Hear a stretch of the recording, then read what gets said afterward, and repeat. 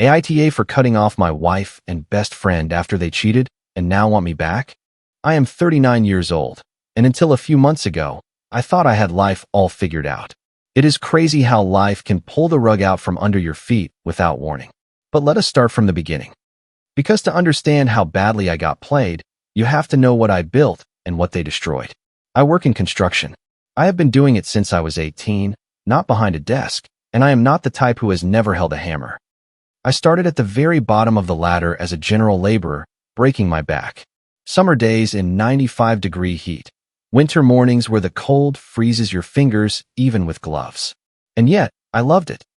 There is something special about looking at a finished building and knowing that your sweat and blood went into making it real. I climbed the ranks the old-fashioned way, learning every aspect of the trade, taking night classes in construction management after full days on the site. Today, I am a senior project manager. I manage sites worth millions across the tri-state area. I built my first spec house at 25. I sold it for a nice profit and kept moving forward. My current team would walk through fire for me because they know I have done every job they are doing today and that I never hesitate to get my hands dirty when needed. I met my wife Lauren, who is 40, when I was 19. She worked at a diner where we construction guys went for breakfast before heading to the site. Back then, she was incredible. Long brown hair, a smile that lit up the room, and she did not care that I showed up with my boots still dirty from the day before. It took me 3 weeks to find the courage to ask her out. My buddies bet that I would never dare, which says a lot about my poor choice in friends. But that is another story. We dated for 2 years, then got married in a small ceremony. Nothing fancy, but perfect for us. Lauren said she did not need an expensive wedding. She just wanted to start our life together. What a huge load of nonsense when I look back on it today. Our daughter Olivia arrived shortly after, and those early years were hard but beautiful. You see, I was working 12 hours a day, sometimes 6 days a week. I came home exhausted but proud because I was providing for my family. I started a side business doing residential renovations on weekends.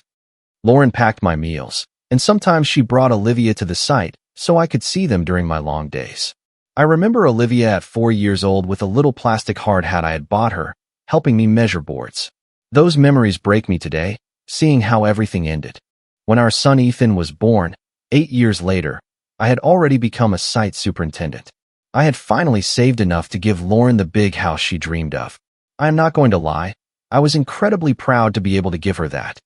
For bedrooms, a big yard, and even a 3-car garage where I keep my tools and my weekend project, a 1969 Mustang that I am restoring.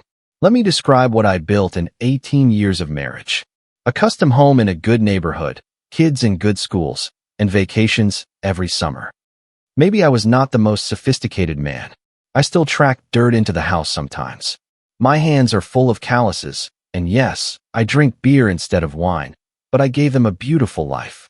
Ethan is now 14, and Olivia is 20. I put both in private school because Lauren insisted they have the best education possible. I paid for Olivia's overpriced art classes and Ethan's travel soccer team. I never said no when they needed something. Olivia is in college now. Guess who pays the $40,000 a year in tuition? This unsophisticated construction worker. I am not trying to sound bitter. Okay, well, maybe a little, but you have to understand what I sacrificed to give them this comfortable life. The early years, I worked in 100-degree heat all day, then went to night class, fueled by energy drinks and determination. I missed my sister's wedding because of a critical deadline. I worked while having pneumonia because my team needed me. Every callus, every scar, every ache, it was all worth it because I was building something for my family. I even managed to put aside a nice nest egg, nearly $800,000 in various investments. Lauren never had to worry about money. She could buy whatever she wanted. She even had her own discretionary account where I deposited $2,000 every month. Yes, you read that right. $2,000 a month, just for her, to spend however she wanted with no questions asked. Apparently, that still was not sophisticated enough for her. In hindsight, I can clearly see that I was so focused on providing everything for them that I ignored the warning signs. I was too busy building dreams to notice they were turning into a nightmare. But that is the problem when you are a builder. You focus so much on the strength of the concrete that you sometimes forget to check if the foundation is cracking. The change in Lauren did not happen overnight. Looking back, it is like watching wood rot and fast forward. It starts small, almost invisible, then suddenly, the whole structure is ruined. It all started about 2 years ago, just after I landed the biggest project of my career, a $50 million commercial development that would have set our family up for life. You would think she would be proud? No. Her husband earning an executive salary through honest work? Well, no. Instead, she started making little remarks about how I was always covered in dust or that I was not classy enough for her new social circle. Lauren had started working in a chic boutique, selling overpriced clothes to rich, bored women. She did not need the money. Her annual salary was less than my quarterly bonus, but she said she needed stimulation to find herself. The first big red flag was the gym. Not a basic place like the local recreation center. No, an ultra-exclusive fitness club that cost more per month than the payment on my first car. She went 5 days a week and always came home showered and wearing makeup. When I think about it now, I am pretty sure she was not just working out, if you know what I mean. Then there was the phone. Before, Lauren left her phone lying around everywhere. She did not care if I picked it up. Suddenly, she started keeping it glued to her. Password changed, always texting with that little smirk. If I walked into the room, she flipped it over faster than a pancake. She said she was just chatting with colleagues from the boutique. Yeah, right. And then there is Olivia, our daughter. She started adopting her mother's attitude. Before, she was my little girl, always ready to help me in the garage. She knew every tool by name, and suddenly, she was ashamed that her dad was a worker. She made snide remarks about how her friends' dads all had real office jobs, as if building real things was not respectable. Lauren stopped cooking about a year ago. She said she was too exhausted from work. She started ordering these overpriced meal prep services. $300 a week for what looked, to my eyes, like bird food. I offered to grill or make my mom's lasagna that they used to love, but apparently, that was not sophisticated enough anymore. One night, I came home after 14 hours of work supervising a critical concrete pour. I found them eating sushi in front of the TV. She had not even saved me a plate. When I made myself a sandwich, Lauren actually complained about the smell of my work clothes. 20 years wearing these same clothes to put food on the table, and suddenly, it was a problem. The real blow came when Lauren started redecorating the house. Everything I had built with my own hands, the custom kitchen cabinets, the hand-carved fireplace, the built-in bookshelves, she wanted to replace it all with minimalist modern furniture. She spent $15,000 on a designer sofa that looked like something you would find in a dentist's waiting room. The same sofa I caught them on later, but that is for the next chapter. My garage was my last sanctuary. Every weekend, I spent time there working on the Mustang, teaching Ethan mechanics and bodywork. Before, Lauren used to kiss me even when I was covered in grease. Now, she started parking her new Lexus that I paid for in the street because the garage was too dirty. She complained about the noise when I was working in there. She said the neighbors must think we were low class because of my project car. Even our intimacy went into a tailspin. Before, it was passionate and spontaneous. She never minded getting a little dirty with me. The last year, nothing. Always a headache. Too tired, had to get up early for yoga. I should have realized she was saving her energy for someone else. The worst part of it all is that I made excuses for everything. I told myself she was going through a phase, maybe a midlife crisis. I worked even harder, thinking that if I could just provide more, be more successful in her eyes, she would become the woman I married again. I bought her jewelry, planned surprise weekends that she almost always canceled at the last minute because of so-called work obligations. Ethan, on the other hand, saw clearly. My boy has good instincts. He started spending more time in the garage with me and less with his mother and sister. One day, he looked at me and said, "Dad, why do you bother so much?" They do not even appreciate it. Wise words coming from a 14-year-old kid, but I was too blind to listen. I kept thinking about the Lauren I married. The woman who packed my lunch every day, who ran her fingers through my hair even when it was full of sawdust, who bragged to her friends that her husband built things with his own hands. The one who said she was proud of my calluses because they proved how hard I worked for our family. That woman was long gone, replaced by someone I did not even recognize. I should have suspected something when she started hanging out with her new sophisticated friends. Every weekend, it was wine tasting, art galleries, stupid meditation retreats. Meanwhile, I was working overtime, managing teams and negotiating with suppliers, making sure my family's future was solid. But apparently, that was not enough anymore. She needed someone who could talk about French wine and modern art, not someone capable of building a house from A to Z. And that is where everything really started to spiral. I have a buddy named Derek. We have known each other since trade school. While I stayed in construction, he went into real estate. He always talked about how he was rising above manual labor. I should have seen the warning signs when he showed up at my house 3 months ago driving a leased BMW with a watch that cost more than most people's monthly mortgage. He told me he had lost his real estate license in his state due to a misunderstanding with the regulatory board, and that he needed a place to stay while he rebuilt his business here. In hindsight, I am pretty sure he got caught in some kind of scam, but I was too naive to dig. After all, that is what real friends do, right? Help each other when one is in trouble. Let me describe the character. About my height, but with half the muscle. One of those gym guys who only work their glamour muscles. Always dressed in tailored suits that surely cost more than what my team earns in a month. He had this way of talking that turned everything into false modesty. Oh, this. Just a little Rolex I picked up. But man, your calluses show what real work is. Fake as a $3 bill. But my wife and daughter, they ate it all up. From the first night he stayed with us, he brought an overpriced bottle of wine and started talking about his investment strategies. Lauren hung on his every word like he was Warren Buffett himself. Olivia too, both of them laughing at his stupid jokes, asking him questions about his adventures around the world. Meanwhile, I was thinking about the 3 sites I was managing that were actually putting food on the table. Derek stayed in our guest room for 2 weeks. 2 weeks that changed everything. Every morning, he came down wearing his designer pajamas. Who buys $200 pajamas? Seriously, he made espresso with a fancy machine he had brought. Started teaching Lauren the correct appreciation of coffee. As if the diner coffee we used to love was not good enough anymore. During those 2 weeks, I watched this snake charm my family right under my nose. He took Lauren and Olivia shopping, saying they needed to upgrade their style. He talked to Lauren about investment opportunities while I was managing our finances just fine. He always had an excuse to see them over lunch or coffee, supposedly to discuss business.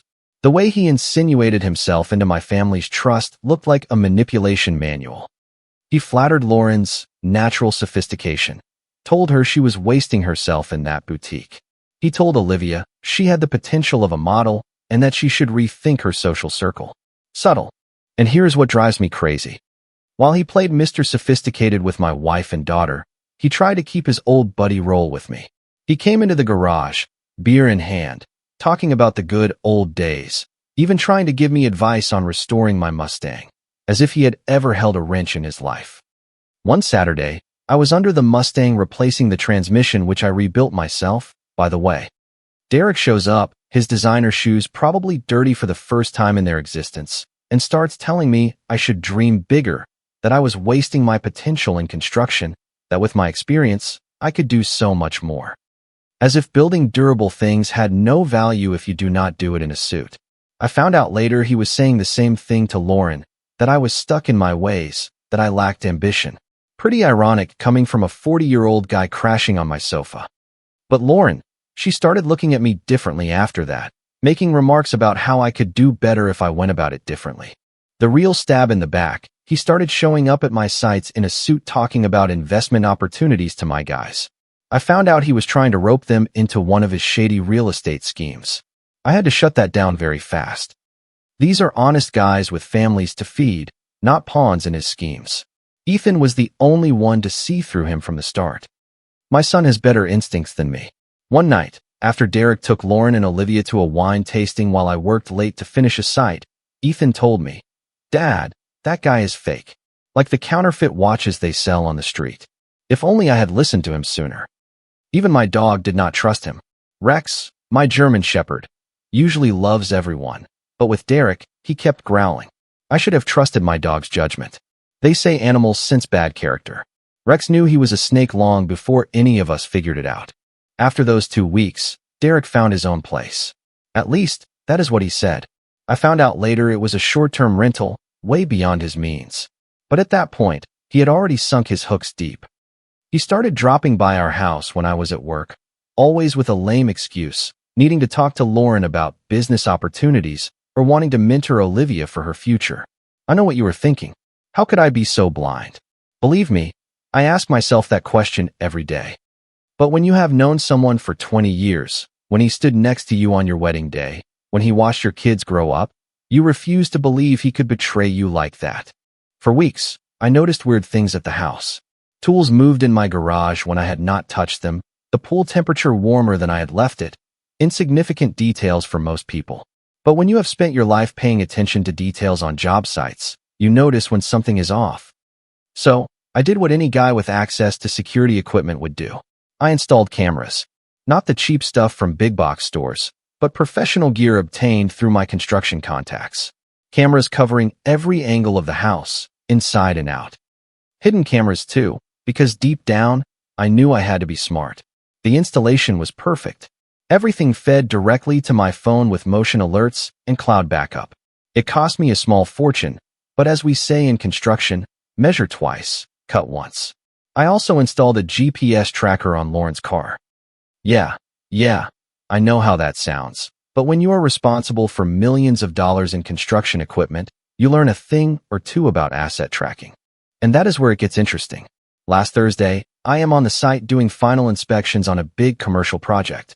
We had busted our humps for weeks to finish early, and we were finally reaching the goal.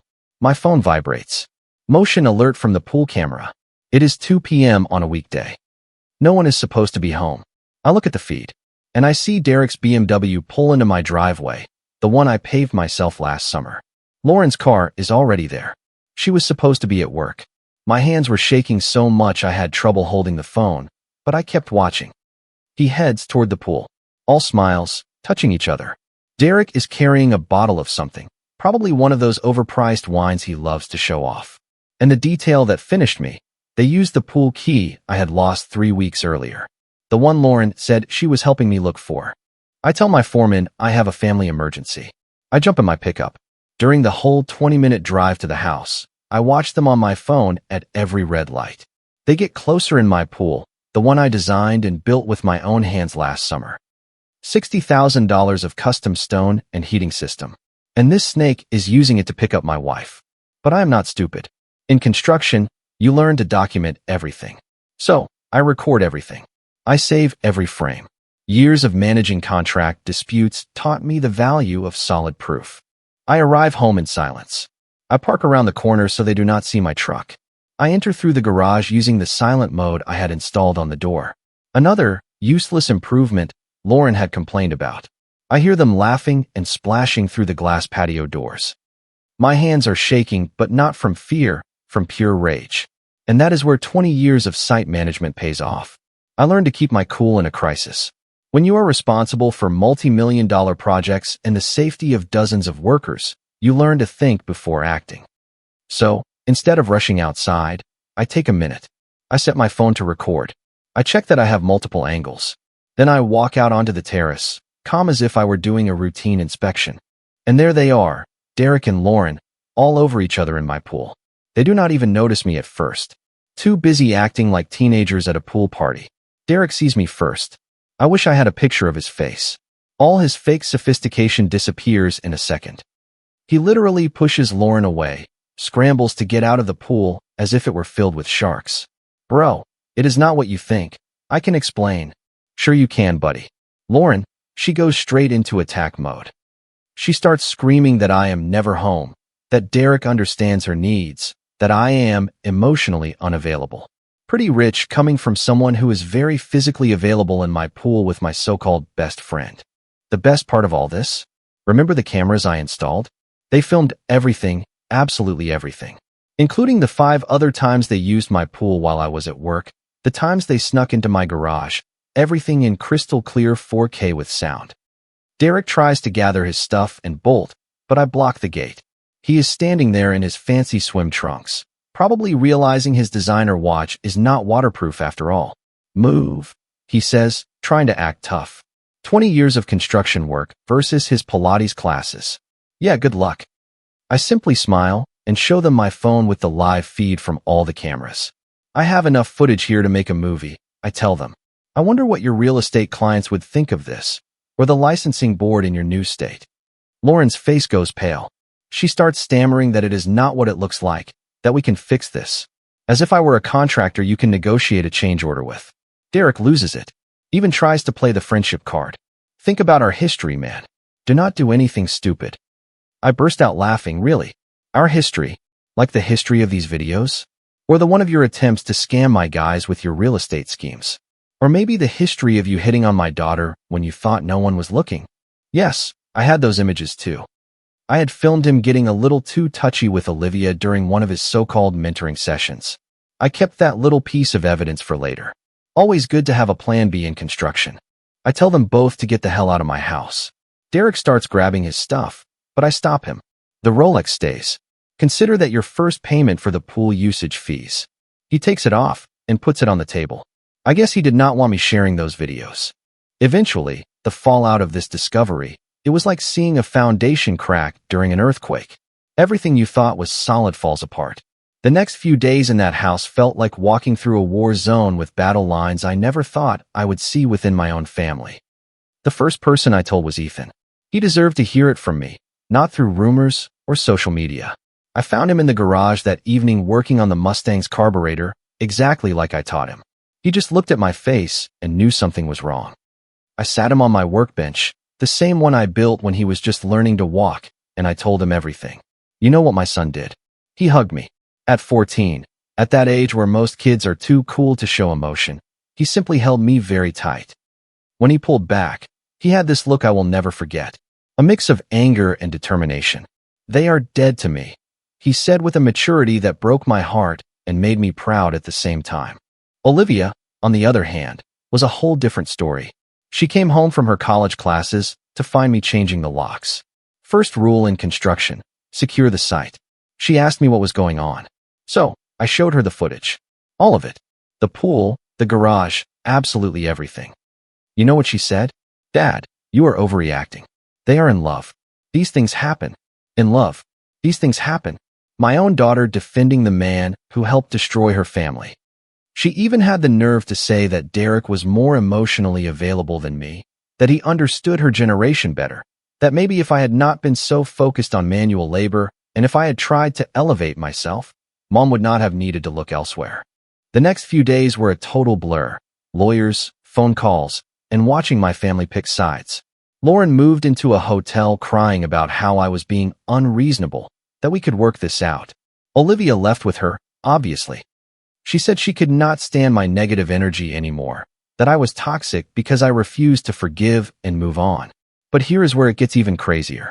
Olivia started defending Derek to anyone who would listen. She said he was helping her build a network, that he was showing her a better way to live. She started posting messages on social media about how love does not follow conventional rules and that true connections transcend traditional relationships. The mental gymnastics she was performing could have won her an Olympic gold medal. My team at work, they supported me 100%. Word got around about Derek trying to scam them with his investment schemes, and let us just say he is no longer welcome on any job site in the tri-state area. My foreman, Brian, even offered to send a few guys to have a talk with Derek. I refused. When you have poured as much concrete as I have, you know some things are better left buried. The most painful part was watching Olivia become a miniature version of what Lauren had become. She dressed differently, spoke differently, acted as if the last 20 years of family life were suddenly beneath her.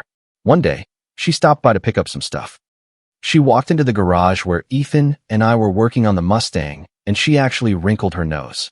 God, how do you stand the smell of grease? She said. That is why Mom left, you know. You never wanted to improve yourself. Ethan did not even look up from the engine. No, Olivia, he replied calmly while adjusting a valve. Mom left because she is shallow. Are you becoming exactly like her? My son. A truth that cuts like a blowtorch. The house felt different after they left. Emptier but strangely less suffocating. Ethan and I found a new rhythm. I started teaching him more about construction, taking him to some sites. He has a natural talent for it. He reads blueprints better than some of my experienced guys. Every evening, we worked together on the Mustang, talking about everything and nothing. Real conversations, not that fake social chatter Lauren and Olivia had become so fond of. One night, about a week after everything blew up, I found Ethan in the garage looking at old family photos. There was one where we were all at the beach years ago. Lauren and Olivia were building a sandcastle while Ethan helped me set up the umbrella. He looked at me and asked, "Dad, were they always like this and we did not see it, or did they change?" The hardest question I ever had to answer. I told him the truth. Sometimes people show you who they really are when they think they found something better, like when you strip old paint and discover the rot underneath. The neighbors also took sides. The Miller family next door, who I had helped with a basement flood last year, were suddenly too busy to say hello. But Brian down the street, whose roof I fixed after the big storm, now brings me beers every Friday and tells me his door is always open if we need anything.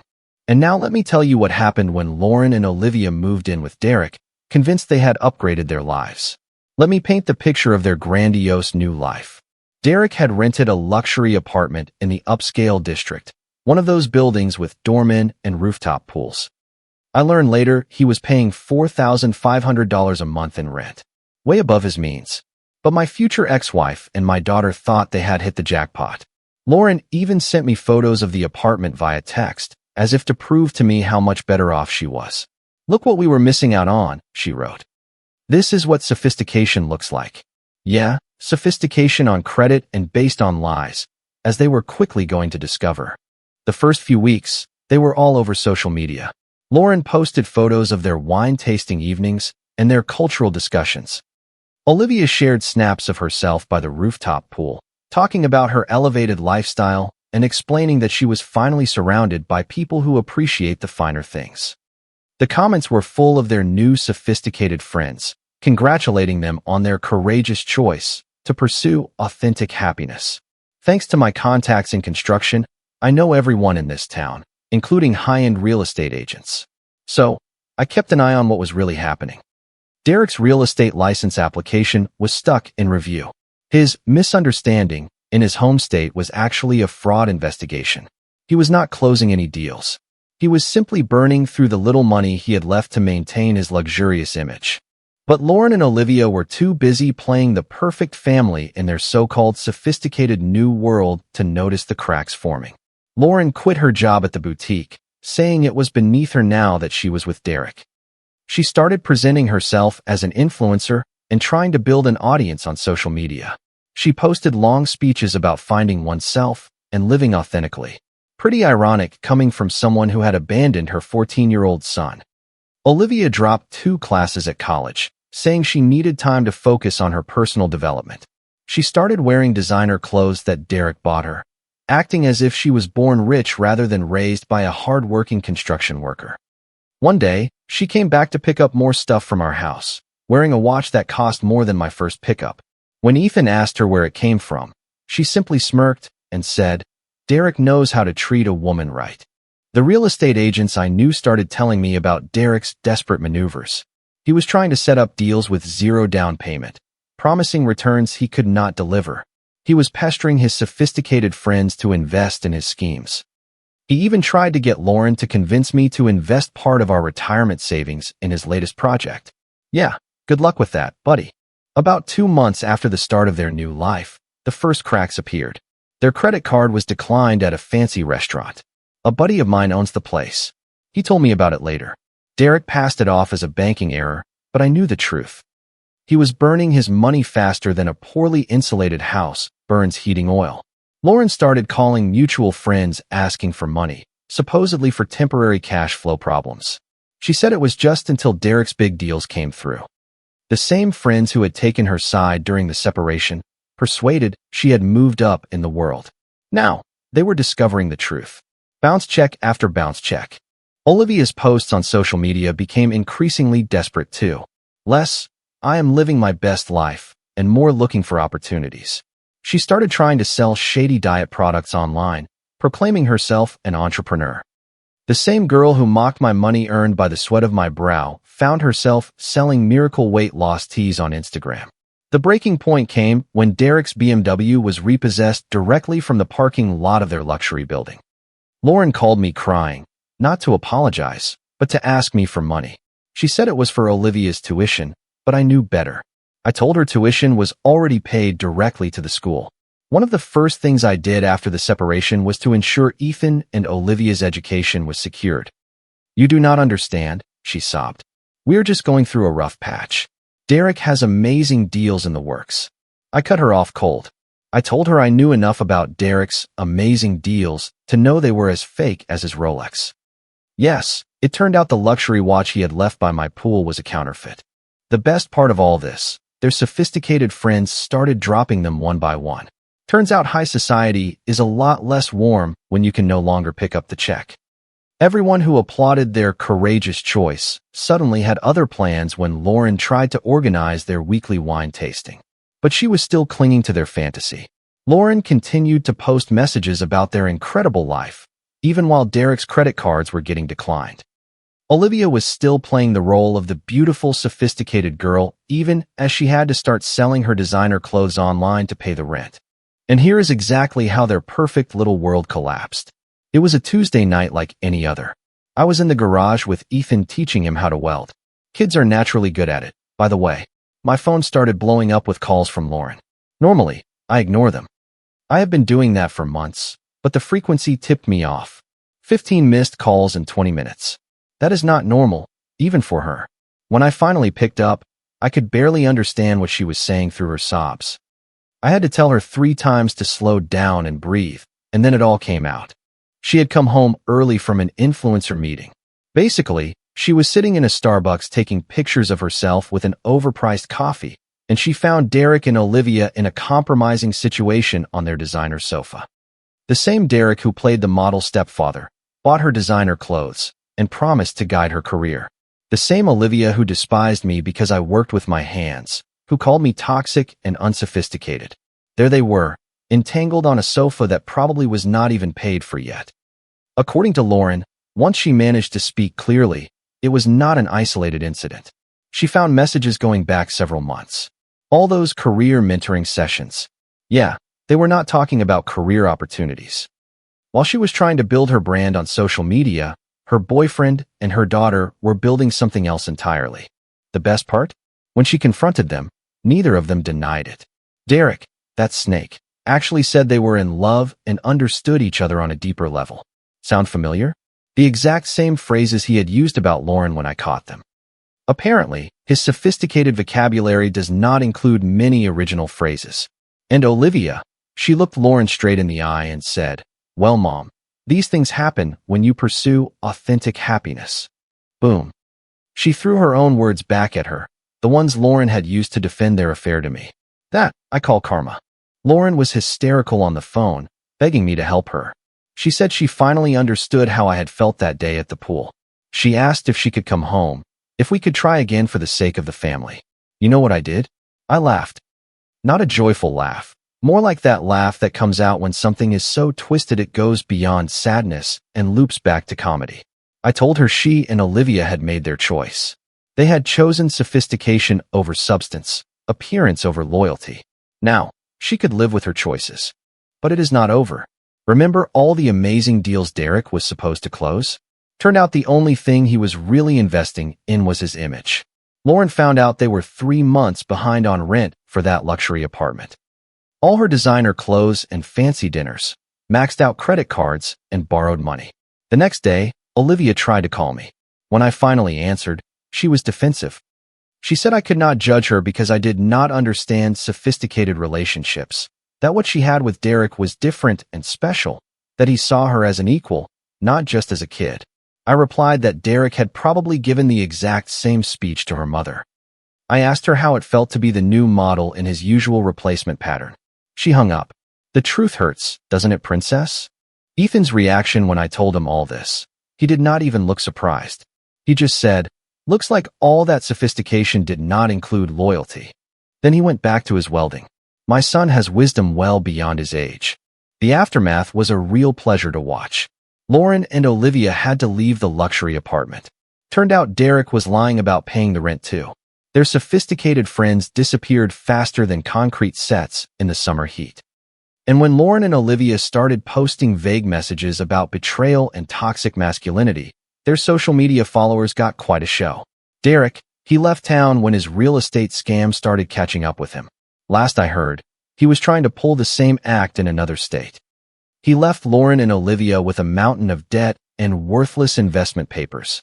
They are now living in a 2-bedroom apartment on the other side of town, trying to repair their mother-daughter relationship. Lauren tried to stop by the house again last week, crying, talking about her regrets and the lesson learned. Olivia sent me a long message explaining she was young and confused and that Derek had taken advantage of her vulnerability. Ethan and we are doing very well. The Mustang is almost finished. Turns out all those hours spent in the garage were excellent therapy. My construction company is expanding. I just landed a $10 million contract. Ethan talks about studying engineering after high school. He wants to design the buildings that I will build. I also started seeing someone recently, Samantha, a structural engineer I met on one of my sites. She sometimes has dirt under her fingernails, and she knows way more about load-bearing walls than wine pairings. Ethan likes her. He says she is real, and coming from him, that is a huge compliment. Sometimes, I look at old family photos and wonder how everything could have gone so wrong. Then I remember what my old foreman used to say. Sometimes, you have to demolish something fragile to build something stronger. He was talking about buildings, but frankly, it applies damn well to life too. Comment. We often think holding on to the past, or trying to fix broken people, is a sign of strength, but real power comes from knowing when to walk away. Your dignity isn't negotiable, and you should never have to compromise your self-worth just to keep someone in your life. When trust is broken, the most courageous thing you can do is refuse to let bitterness poison your heart.